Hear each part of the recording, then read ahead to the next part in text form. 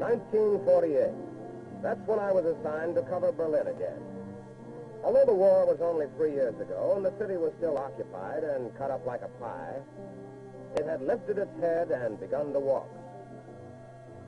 Berliners could find jobs, but they had to build places to live and, like the rest of the world, suffered shortages and post-war troubles. But the people lived in comparative peace. The ceaseless effort of the Office of Military Government, U.S., was showing results. I was impressed with factories manufacturing for peace, subways taking people to work, and trolleys taking them home. Places of amusement had crowds. Hospitals had milk for new babies. There was even music in the park. Everyone forgot or took for granted freight, electricity, roads, victuals. Until June 1948, when suddenly the trains stopped. For technical difficulties, traffic between Berlin and the western zones was banned. Canceled timetables, dead trains, walls of words and orders blockaded the city. The blockade even cut electric power and put out 75% of the lights. People used candles if they could find them. Movement in and out of the city stopped. Factories now manufactured hunger and fear. Vegetables were planted in the parks, and trading was more brisk in the alleys. Berlin no longer had prize fights or milk. In addition to 2.5 million Germans, the same blockade affected 5,000 Frenchmen, 10,000 Englishmen, and 10,000 Americans. This crisis was met. The same morning the train stopped, they woke me up, early. I had to fly a special run from Rhine, Main to Berlin with high-priority military stuff. Nobody said that me and my old C-47 were starting Operation Vittles. I'd have shaved. Back in 45, western cities were connected with Berlin by corridors in the air, sufficiently wide and high for normal traffic. They gave Berlin easy access to the western zone. But my one C-47 couldn't feed all Berlin, a city bigger than Philadelphia. European Air Transport Service had initials which strangely matched the occasion. EATS. Since General Clay, U.S. military governor of Germany, didn't have enough planes to haul the supplies piling up outside the starving metropolis, he asked for help. This could have been any city, anywhere. But notorious German weather tried to interrupt the rescue. Although record rains fell that first month, General LeMay's Coal and Feed Company increased Vittles tonnage with every flight. We flew in weather. I couldn't see my own fans turn over. But the 24-hour all-weather flying in crowded corridors was terrific training.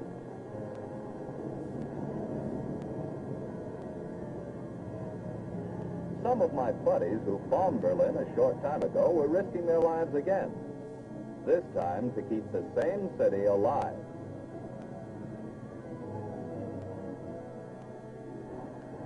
Bad visibility caused crashes.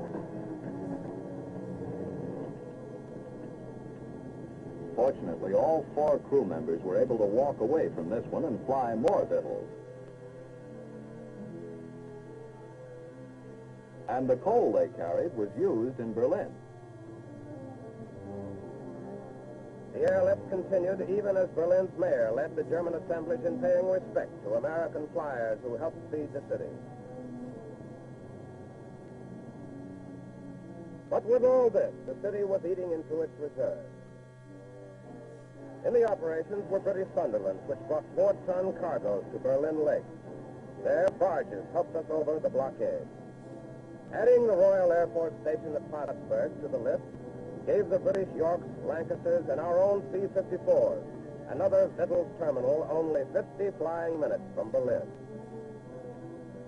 German kids often thank Group Captain Yard and his RAF, as well as General LeMay's flyboys. We worked together in peace, as in war. The Air Force planned the Berlin airlift, and the President approved.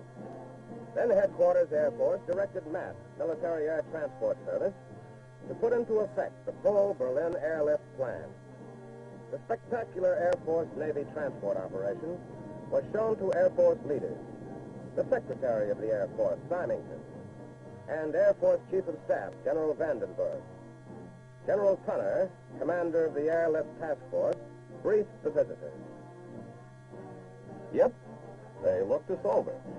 The C-54 Skymasters from the Pacific, from the Caribbean, from the United States and Alaska. At far-flung bases, Air Force crews had been alerted. C-54s can't move without us throttle jockeys. We flew the sturdy troop carriers, each able to lift 10 tons of coal and food in peacetime, as carefully as it carried 55 wounded men in wartime.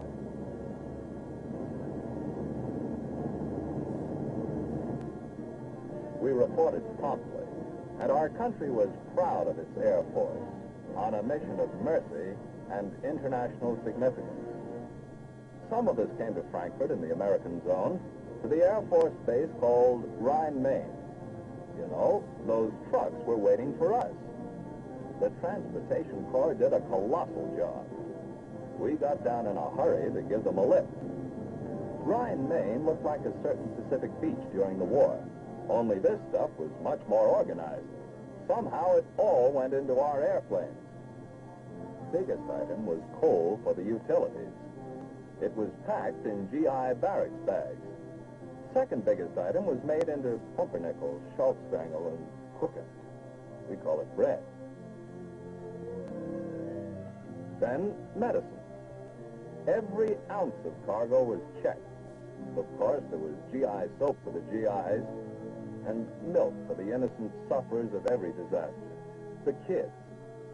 Rigid inspection paid dividends, kept maximum number of ships on the job, saved men and equipment, trained ground units.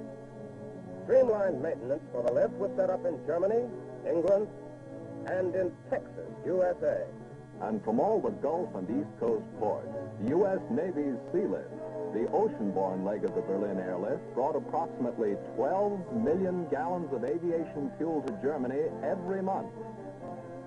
We carried enough gas for the trip to Tempelhof and return. One of our gang, Lieutenant Halverson, loved the small fry. He instituted Little Vittles. It wasn't much, just candy bars on tiny handkerchief parachutes dropped to the Berlin kids. A great guy.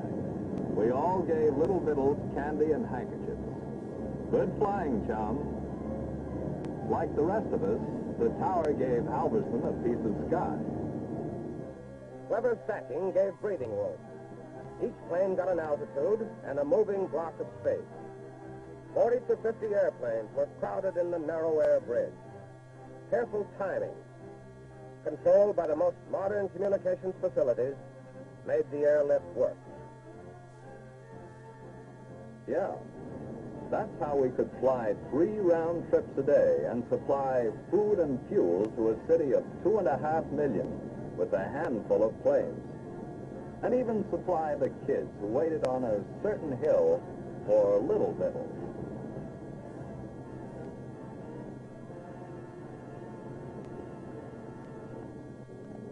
But Big Vittles rolled on Tempelhof's curving flight apron around the clock.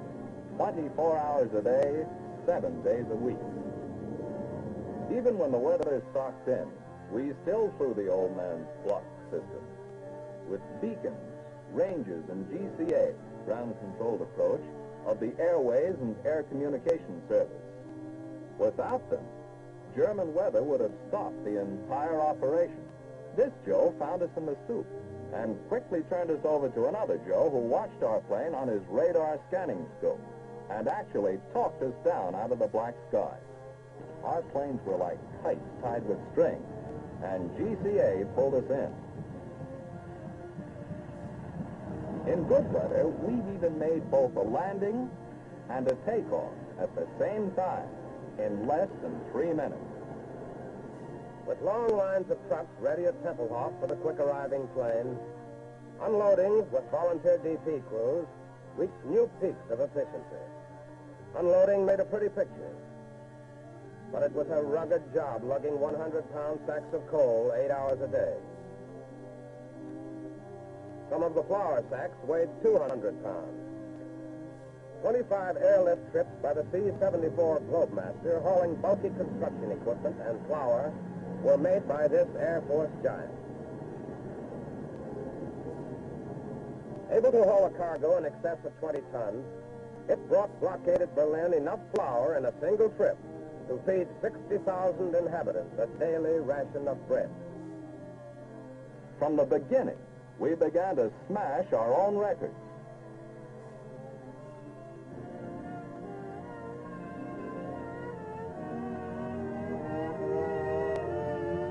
But no one in the world can eat tonnage figures. The cheers came at the end of the summer when, in spite of the blockade, Operation Vittles allowed the Berliners an increase in rations. The airlift payoff was in the bread people could take home. When this tragic story came out, a hospital in Denver, Colorado contributed the medicine. Life-saving streptomycin was flown to Frankfurt.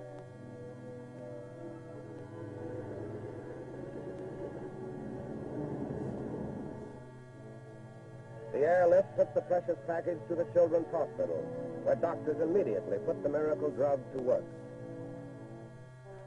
To the kids in Berlin, Operation Vittles was a game.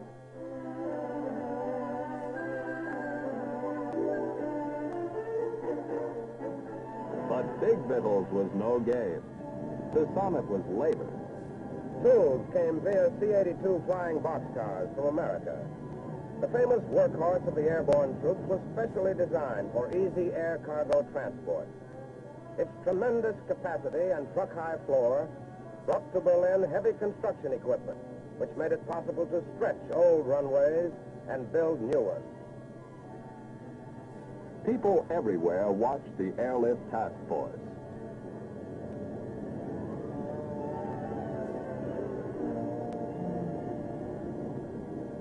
We flew 34 million miles, more than 1,000 times around the Earth, into Berlin via the north and south corridors and out through the center. Our cargoes kept the city alive and dramatically illustrated the vast potential of air power. It is to do a job like this that America needs a peacetime air force in being. By 1949, we carried in almost 750,000 tons. Operation Vittles was an operation for peace. In addition to feeding a city and flying reserve supplies, America showed that men and machines of war-developed air power can and do serve humanitarian purposes in days of peace. This is Berlin. It could have been Detroit, Springfield, Pasadena, or your hometown. This is your Air Force in action. Air power is truly peace power.